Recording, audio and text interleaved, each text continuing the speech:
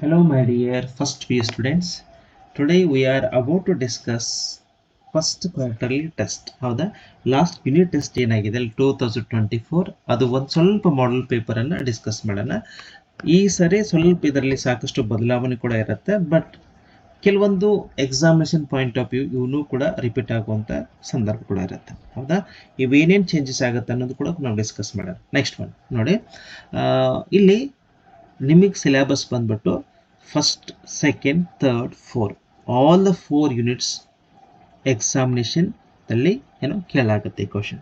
ಇದ್ರ ಬಗ್ಗೆ ಬಹಳ ಗಮನ ಇರಲಿ. ನೆಕ್ಸ್ಟ್ ನೋಡಿ, so you have to carry all the 4 units along with some grammar topics also. ಹೌದು, ಸೊ ಕ್ವಶನ್ಸ್ ಹೇಗೆ ಬಂದಿರುತ್ತೆ, ನಾವು ಹೇಗೆ ಇದನ್ನು ಮಾಡ್ಕೋಬೇಕು ಅನ್ನೋದನ್ನು ಡಿಸ್ಕಸ್ ಮಾಡೋಣ. The line wanted to have ನೋಡಿ, ಎಷ್ಟು ಫಸ್ಟ್ ಕ್ವಶನ್ ಡಿಫ್ರೆಂಟ್ ಇದೆ ನೋಡಿ. The line wanted to have ಎಲ್ಲರಿಗೂ ಗೊತ್ತು ಏನಂತಂದ್ರೆ ಪೀಸ್ ಅಂಡ್ ಟ್ರ್ಯಾಂಕ್ವಿಲಿಟಿ. ಆದರೆ ಪೀಸ್ ಅಂಡ್ ಟ್ರ್ಯಾಂಕ್ವಿಲಿಟಿಯಲ್ಲಿ ಕೂಡ ಸ್ವಲ್ಪ ಸ್ಪೆಲ್ಲಿಂಗ್ ಎಷ್ಟೊಂದು ಕನ್ಫ್ಯೂಷನ್ ಕ್ರಿಯೇಟ್ ಆಗುತ್ತೆ. ಹಾಗಿದ್ರೆ ಯಾವ ಟ್ರ್ಯಾಂಕ್ವಿಲಿಟಿ ಬರೀಬೇಕು ಅನ್ನೋದನ್ನ. ಸೊ ಹಿಯರ್ ಫಸ್ಟ್ ಒನ್ ಅಂತೆ ಎಲ್ಲರಿಗೂ ಗೊತ್ತು, ಇದು ಆನ್ಸರ್ ಅಲ್ಲ. This one is not answer. ಹೌದಾ, ಹಾಗಿದ್ರೆ ಇನ್ನೊಂದಿದೆ, ಜಸ್ಟ್ ಮಿನಿಟ್. ಓಕೆ, ಇನ್ನೊಂದು ಬಟ್ಟು ಇಲ್ಲ. ನೆಕ್ಸ್ಟ್ ಒಂದು ಪೀಸ್ ಆ್ಯಂಡ್ ಬಾರ್, ಇದು ಕೂಡ ಬರಲ್ಲ, ಇದು ಕೂಡ ಬರಲ್ಲ. ಹಾಗಿದ್ರೆ ಇದರಲ್ಲಿ ಯಾವುದು ಪೀಸ್ ಆ್ಯಂಡ್ ಟ್ರ್ಯಾಂಕ್ವಿಲಿಟಿ ಬಂದಾಗೆ this is a right answer. ನೋಡಿ ಹೇಗೆ ಬರುತ್ತೆ, ಯಾವ ರೀತಿ ಅಪ್ರೋಚ್ ಇರಬೇಕು ಅಂತ. Dash was appointed the chairman of the commission of enquiry. Chairman ಅಂತಂದ್ರೆ ಸಡನ್ ಆಗಿ ನಿಮಗೆ ಫಾಕ್ಸ್ ಅಂತ ಗೊತ್ತಿರಬೇಕು. ಹೌದಾ, ಇದ್ರ ಜೊತೆಗೆ ಇನ್ನೊಂದು ಕ್ವಶನ್ ಅರೈಸ್ ಆಗುತ್ತೆ. ಕಮಿಷನ್ ಆಫ್ ಎನ್ಕ್ವೈರಿದಲ್ಲಿ ಚೇರ್ಮನ್ ಇರ್ತಾರೆ, ಇನ್ನೊಬ್ರು ಯಾರಿರ್ತಾರೆ, ಸೆಕ್ರೆಟರಿ ಅಂತ ಬರುತ್ತೆ. ಅವಾಗ ಯಾರಂತಂದ್ರೆ ದಿಸ್ ಈಸ್ ವಾಟ್ ಸೆಕ್ರೆಟರಿ ಅಂತ ಬಂದ ತಕ್ಷಣ ನೀವು without taking a time what you to write here mister Leopold ಅಂತ ಬರಿಬೇಕಾಗತ್ತೆ. ನೋಡಿ ಯಾವ ರೀತಿ ಕೂಡ ಕ್ವಶನ್ ಇರ್ಬೋದು. ಆಮೇಲೆ next one, the little boy spend many dash at hours. So answer ಬಂದ್ಬಿಟ್ಟು anxious hours means here nervous hours ಅಂತ ಹೇಳ್ತೀವಿ. It is about to spending the time almost nervous. It was not happy in the school hours. Okay, it was not happy, it was not playful. Like Dash was sent to get the creeper from the forest. ಹೌದಾ, ಯಾರನ್ನ ಕ್ರೀಪರನ್ನ ತೆಗೆದುಕೊಂಡು ಬರಲಿಕ್ಕೆ ಕಳಿಸ್ತಾರೆ ಅಂತಂದಾಗೆ, ಯಾರು ಹೋಗ್ತಾರೆ ಅಂತಂದಾಗಲೇ ಸನ್ನ ಅಂತ ಬರೀಬೇಕಾಗತ್ತೆ. Here Sanna was sent by Mara to get the creepers from the forest. ನೋಡಿ ಕ್ವಶನ್ಸ್ಗಳ ಮೀನಿಂಗು ಬಹಳನೇ ಅರ್ಥ ಮಾಡ್ಕೋಬೇಕಾಗತ್ತೆ. Sanna is the answer. Next one, full course of treatment to cure Krishna boils was. ನೋಡಿ, ಸೊ ಇದು ರೀತಿ ಕೇಳ್ಬೋದು, ಕೃಷ್ಣಗೆ ಯಾವ್ಯಾವ ಡಿಸೀಸ್ ಇದ್ದು ಅಂತಂದಾಗ ಫಸ್ಟ್ ಒನ್ ಬಾಯ್ಲ್ಸ್, ಇದು ಕೂಡ. ಇನ್ನೊಂದು ಯಾವುದಿತ್ತು ಅದ್ರ ಜೊತೆಗೆ ಫೈಲ್ಸ್. ಈ has been suffering from the files also. ಹೌದಾ, ಇಲ್ಲಿ ಏನು ಕೇಳಿದ್ದಾರೆ ಅಂತಂದ್ರೆ ಈ ಒಂದು ಬಾಯ್ಲ್ಸ್ ಡಿಸೀಸ್ ಇತ್ತಲ್ಲ, ಹೌದಾ, ಎಷ್ಟು ದಿನವರೆಗೆ ಟ್ರೀಟ್ಮೆಂಟ್ ಆಯಿತು ಅಂತಂದಾಗ ಬಹಳ ಗಮನ ಇರಬೇಕು. This is carried for how many days? This is carried for 10 days. ನೋಡಿ, so this is carried for 10 days ಅಂತ ಬರೀಬೇಕಾಗುತ್ತೆ. ಅದೇ ಜೊತೆಗೆ ಇನ್ನೊಂದು ಫೈಲ್ಸ್ ಅಂತ ಬರುತ್ತೆ. ಹೌದಾ, ಮೂಲವ್ಯಾಧಿ ರೋಗ ಕೂಡ ಅಂದ್ರೆ ಪಾಪ ಸಫರ್ ಆಗ್ತಿರ್ತಾನೆ ಅವನು. ಇದು ಎಷ್ಟು ದಿನ ತಗೊಳುತ್ತೆ ಅನ್ನೋ ಒಂದು ವಿಚಾರ ಕೂಡ ನಿಮಗೆ ಗೊತ್ತಿರಲಿ. It has taken for 5 days. ನೋಡಿ, ಅಂದ್ರೆ ಆ ರೀತಿ ಕೇಳಿದ್ರೆ ಆ ರೀತಿ ಬರೀಬೇಕಾಗತ್ತೆ, ಈ ರೀತಿ ಕೇಳಿದ್ರೆ ನೀವು 5 days ಅಂತ ಕೂಡ ಬರೀಬೇಕಾಗತ್ತೆ. It is files.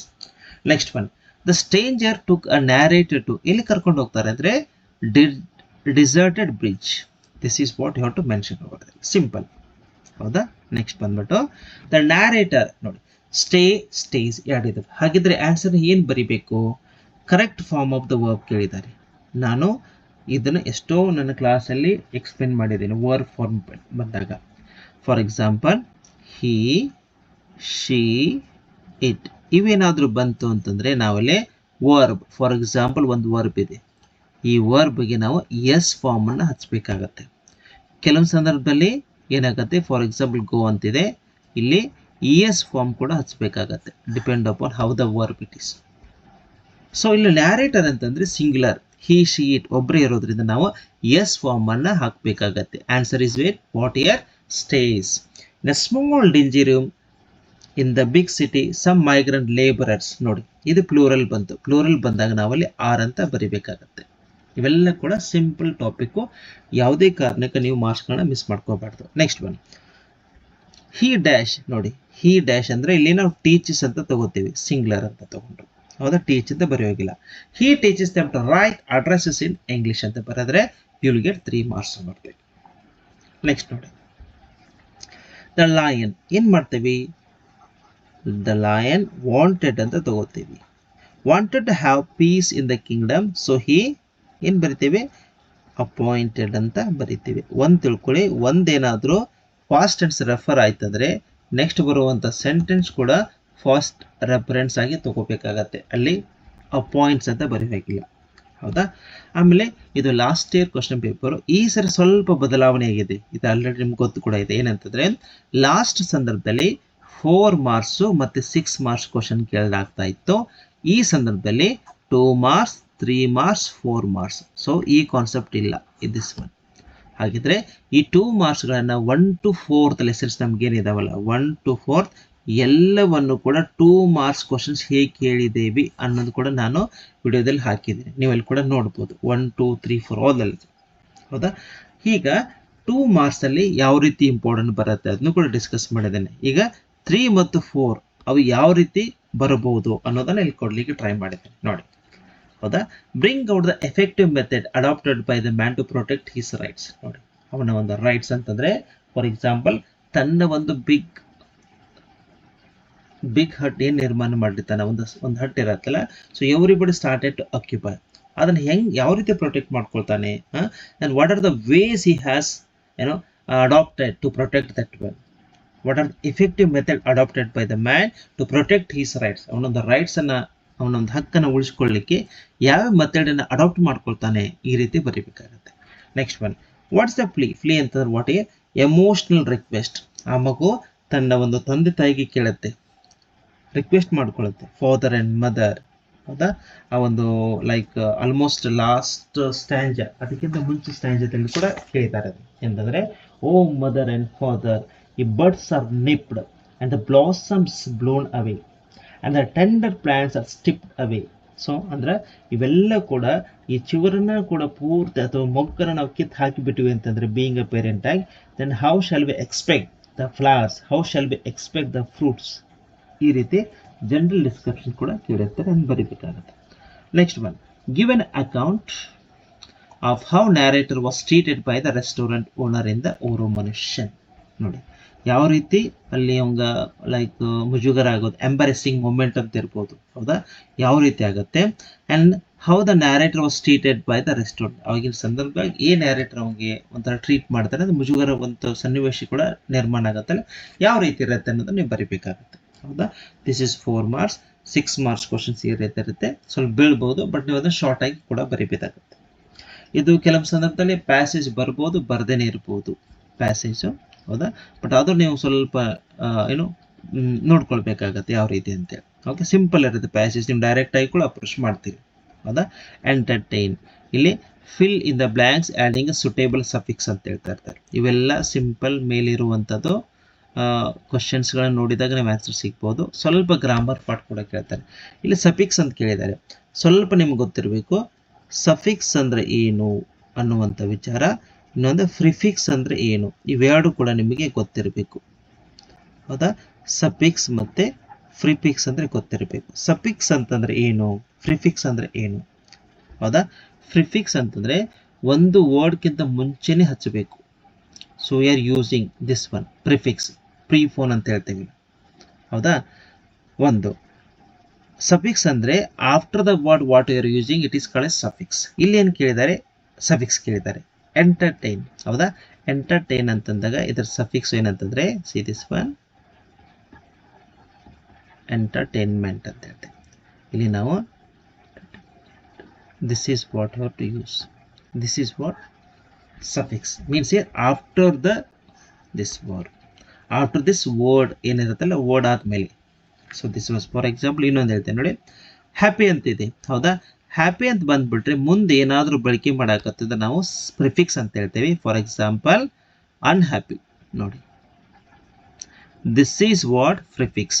ಇದೇ ನಾವು ಸಫಿಕ್ಸ್ ಅಂತ ಹೆಂಗೆ ಬಳಕೆ ಮಾಡ್ಕೊಳ್ತೇವೆ ಅಂತಂದರೆ ಹ್ಯಾಪಿನೆಸ್ ಅಂತ ಬರೆದ್ರೆ ಇದು ನಾವು ಸಫಿಕ್ಸ್ ಅಂತ ಹೇಳ್ತೇವೆ. ನೋಡಿ, ಸಫಿಕ್ಸ್ ಮತ್ತು ಪ್ರಿಫಿಕ್ಸ್ ಇವೆಲ್ಲದ ಬಗ್ಗೆ ಸ್ವಲ್ಪ ಗೊತ್ತೈತಿ. ನೆಕ್ಸ್ಟ್ ಒನ್, ಕೃಷ್ಣ ನ್ಯೂ ನೋಡಿ, ಒಬ್ಬ ವ್ಯಕ್ತಿ, ಮಲಯಾಳಿ ಸಾಧು ಅಂತ ಹೇಳ್ತೇವೆ, ಅಸಾಧು ಅಂತ ತಗೋತೇವೆ. Then the god man had treated him in early occasion. ಇಲ್ಲೇನು ಮಾಡ್ಕೊಳ್ತೇವೆ ಅಂದ್ರೆ ಆ್ಯನ್. ನಿಮಗೆಲ್ಲ ಗೊತ್ತಿರಬೇಕು ಆರ್ಟಿಕಲ್ಸ್ ಅನ್ನೋದು ಯಾವ ರೀತಿ ಬಳಕೆ ಮಾಡ್ಕೊಂಡಿವೆ ಆ್ಯಂಡ್ ಕ್ಲಾಸಲ್ಲಿ ಕೂಡ ನಾವು ಡಿಸ್ಕಸ್ ಮಾಡಿರ್ತೇವೆ. Like where you have to use a, where you have to use an. ಏನು ಯಾವಾಗ ಬಳಕೆ ಮಾಡಬೇಕಂದ್ರೆ when a word starts with a consonant, when a word starts with vowel sound you have to use an. ಹೌದಾ, ಏನಿದೆ vowel, so you have to write what ear an. When the huts already occupied by the jungle lords were beginning to decay, he went out and built a bigger hut in a little distance away from ಅಂತ ತಗೋತೆ. So this is what you have to right.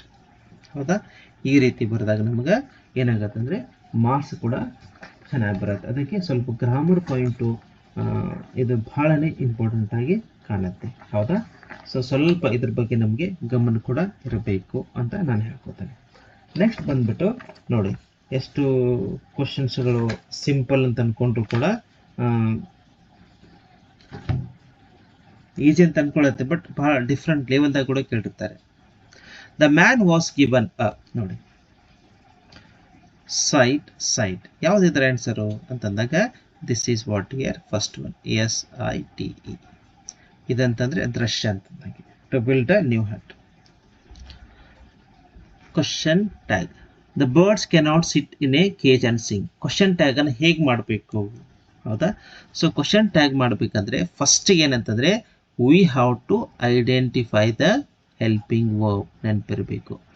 Second one, if the sentence is positive, the question tag will come as negative. If the sentence is already negative, the question tag will come as positive. Next, fourth one, the subject of the question tag is always what here? Pronoun. ಈ 3 ಅಥವಾ 4 ಪಾಯಿಂಟ್ಸ್ಗಳನ್ನು ನೆನಪಿಟ್ಕೊಂಡ್ರೆ ನೀವು question tag easy ಮಾಡಬಹುದು. ಹಾಗಿದ್ರೆ ನೋಡಿ, ಇಲ್ಲಿ helping verb ಯಾವುದು ಅಂತಂದಾಗ can ಅನ್ನೋದು ಹೆಲ್ಪಿಂಗ್ ವರ್ಬ್. ಹೌದಾ, ಒಂದನೇದು. ಎರಡನೇದು ಪಾಸಿಟಿವ್ ಸೆಂಟೆನ್ಸ್ ಇದ್ರೆ ನೆಗೆಟಿವ್, ನೆಕ್ಸ್ಟ್ ಇದ್ರೆ ಪಾಸಿಟಿವ್. ಹೌದಾ, ನೆಗೆಟಿವ್ ಇರೋದ್ರಿಂದ ನಾವು ಪಾಸಿಟಿವ್ ಕ್ವಶನ್ ಟ್ಯಾಗ್ ಅನ್ನ ಮಾಡಬೇಕಾಗತ್ತೆ. ಅದಕ್ಕೆ ನಾವು ಕ್ಯಾನ್ ಅಂತ ಬರಿಬೇಕಾಗತ್ತೆ. ಹೌದಾ, ದ ಬರ್ಡ್ ಅಂದ್ರೆ ಏನು ತಗೋತೇವಿ ನಾವಿಲ್ಲಿ? ಹಿ, ಶಿ, ಇಟ್ ಏನಂತ ತಗೋತೇವೆ? ಕ್ಯಾನ್ ಇಟ್ ಅಂತ ತಗೋಬಹುದು. ಸೀರಿಯಸ್, ದ ಬರ್ಡ್ ಅಂದ್ರೆ ಇಟ್ ಅಂತ ತಗೋತೇವೆ. ಕ್ಯಾನ್ ಇಟ್ ಅಂತ question tag. Cannot it, can it, like that. The narrator forget about Mara's medicinal creeper ಇದೆ. ಏನು ಬರಿಬೋದು ಇದನ್ನ? Okay, what did the narrator forget about? The narrator forgot about the medicine creeper. What did the narrator forget ಅಂತ ಬರೆದ್ರೆ, forget about ಅಂತ ಬರೆದ್ರೆ it's fine. Next one, change into the questions beginning with the right forms of the do. ನಿಮಗೆಲ್ಲ ಗೊತ್ತಿರಬೇಕು do ಫಾರ್ಮ್ಸ್ದು ಏನೇನಂತಂದ್ರೆ first one does, second one do, next did. ಇವನನ್ನು ಬಳಕೆ ಮಾಡಿಕೊಂಡು ಡೂ ಫಾರ್ಮ್ಸ್ ಮಾಡಬೇಕಾಗತ್ತೆ. ಇದ್ರ ಹೇಗೆ ಮಾಡ್ಕೋದು? ಡಸ್ ಅಂತಂದ್ರೆ ಸಿಂಪಲ್ ಪ್ರೆಸೆಂಟ್ ಇರುತ್ತೆ. ಫಾರ್ ಎಕ್ಸಾಂಪಲ್ ಲೈಕ್ ಹಿಯರ್ ಒಂದು ರೈಟ್ಸ್ ಅಂತ ಇರ್ಬೋದು. ಡೂ ಅಂತಂದ್ರೆ ಫಾರ್ ಎಕ್ಸಾಂಪಲ್ ರೈಟ್ ಅಂತ ತಗೋತೀವಿ. ಇದೇ ನಾವು ಡಿಡ್ ಫಾರ್ಮ್ ಅಂತ ತಗೊಂಡಾಗ ಇದು ರೋಟ್ ಅಂತ ಈ ರೀತಿ ಇರ್ತವೆ. ಸೊ ಈ ರೀತಿ ಬಂದಾಗ ನಾವು ಇಲ್ಲಿ ತಗೋಬೇಕಾಗತ್ತೆ. ಇಲ್ಲಿ ನೋಡಿ, ಸ್ಟ್ರೇಂಜರ್ ಟುಕ್ ಅಂತಿದೆ. ಇಲ್ಲೇನಿದೆ? ದಿಸ್ ಈಸ್ ವಾಟ್ ಇಯರ್ ಈ ಫಾರ್ಮ್ದಲ್ಲಿ ಇದೆ. ಸೊ ಹಾಗಾಗಿ ನಾವು ಸಿಂಪಲ್ ಫಾಸ್ಟ್ ಇರೋದ್ರಿಂದ ನಾವೇನು ಮಾಡ್ಕೊಳ್ತೇವೆ? ಡಿಡ್ ಅಂತ ತಗೋಬೇಕಾಗತ್ತೆ. Did the stranger. ಹೌದಾ, ಟುಕ್ ಇದ್ದಿದ್ದು ಟೇಕ್ ಅಂತ ಆಗುತ್ತೆ. Take out 5 wallets from his pocket. ನೋಡಿ, ಈ ರೀತಿ ಬರೀಬೇಕಾಗುತ್ತೆ. ಸೊ ಈ ರೀತಿ ಬರೆದ್ರೆ you will get the good marks are there. ಹೌದಾ, ಇದ್ರ ಬಗ್ಗೆ ಸ್ವಲ್ಪ ಗಮನ ಇರಲಿ ಅಂತ ಅನ್ಕೊಳ್ತೇನೆ. Next correct the following sentence and read write them ಅಂತಿದೆ. ಹೌದಾ, ಇದನ್ನು ಸ್ವಲ್ಪ ನಾವು ಏನಂತಂದರೆ ಇವು ಬಹಳ ಕ್ವಶನ್ಸ್ಗಳು ರಿಪೀಟ್ ಆಗ್ತಿರ್ತವೆ, ಸ್ವಲ್ಪ ನೆನಪಿಟ್ಕೋಬೇಕು. ಹೌದಾ, ನೆಕ್ಸ್ಟ್ ನೋಡಿ, ಹಿ ರಿಟರ್ನ್ ಬ್ಯಾಕ್ ದ ವ್ಯಾಲೆಟ್ಸ್ ಅಂತಿದೆ. ಇಲ್ಲಿ ರಿಟರ್ನ್ಡ್ ಅಂತಂತ ಹಾಕಿದ ಮೇಲೆ ಬ್ಯಾಕ್ ಅಂತ ಹಾಕೋ ಅವಶ್ಯಕತೆ ಇಲ್ಲ, ಡೈರೆಕ್ಟಾಗಿ ಹಿ ರಿಟರ್ನ್ ದ ವ್ಯಾಲೆಟ್ಸ್ ಅಂತ ಹಾಕಿದರೆ ಸಾಕು.